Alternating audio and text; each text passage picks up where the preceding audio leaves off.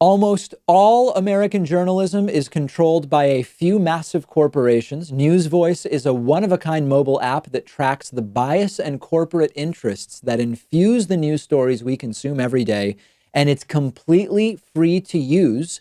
Go to newsvoice.com/Pakman to download it. Hey, this is really interesting. There's a few Republican governors who have been ignoring, if not completely abandoning, Donald Trump when it comes to dealing with the virus in their states.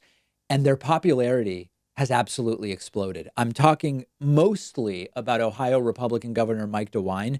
He's done a pretty good job of handling coronavirus from day one, although more recently there are some concerns about the policies he's rolling out. But he's mostly been following health experts and not Donald Trump, and his popularity has soared.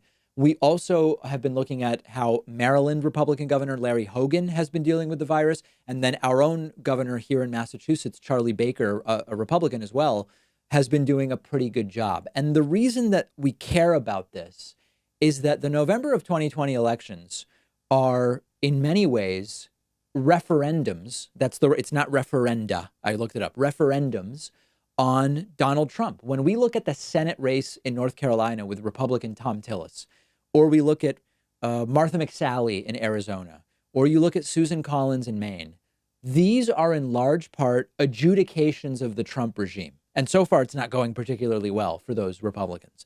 Many Republicans have been afraid of contradicting or crossing Donald Trump because they're afraid it might be bad for their local and state races. Trump might target me. It could be really, really bad. But what we're seeing is that Ohio Republican Governor Mike DeWine has absolutely split from Trump, and he is hugely benefiting from it in terms of approval, in terms of popularity. And this may be a signal for 2020. 6 months away, we can't say for sure, but it may be a signal. What did Mike DeWine do? Mike DeWine locked down Ohio early, before other Republicans took it seriously, before Donald Trump was even taking it seriously. He's been doing regular briefings that are actually fact-based, and they attract Democrats and Republicans in Ohio, and even nationally, people are watching these, much like Andrew Cuomo's briefings. Conservative activists and business leaders have been pressuring DeWine to do what Trump wants, start reopening, do all this stuff. And DeWine just hasn't done it, and he's been listening to the health experts. He also came out in favor of a mail-in primary late last month.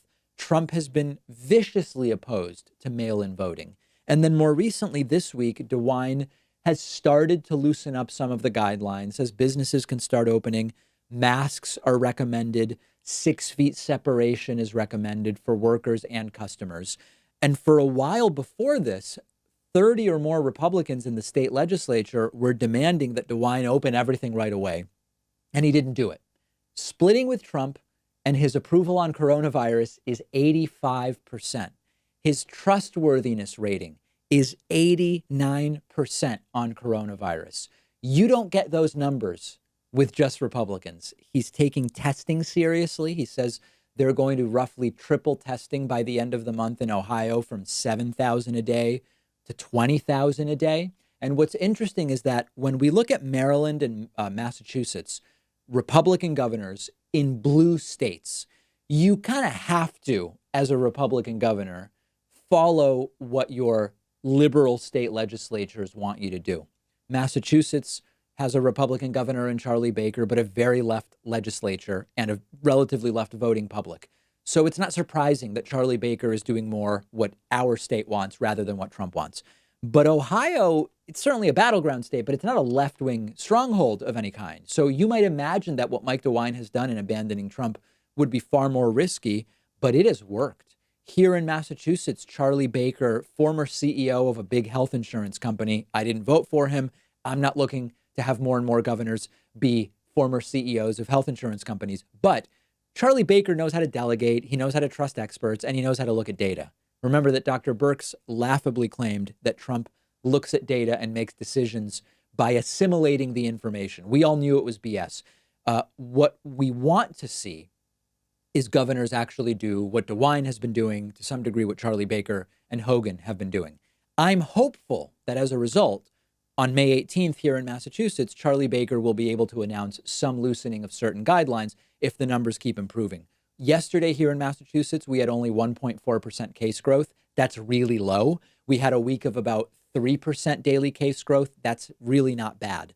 So competence is important. Ideology is less important here. Armed protesters aside, for the most part, we've seen people across the country approve of competence even across party lines. Massachusetts voters overwhelmingly pleased with Republican Charlie Baker despite being a blue state. Ohio voters, Democrats and Republicans, nearly 90% approval on coronavirus trustworthiness for the Republican governor who has abandoned the doctrine of Donald Trump. Again, this may be a big signal for how November of 2020 may go. Hopefully, we don't know. We've got to count every single vote. We have to cast every ballot, but that is the upside to what we are seeing. We'll have continued coverage of this on the David Pakman Show Instagram page at David Pakman Show. Follow me while you're there at david.pakman2.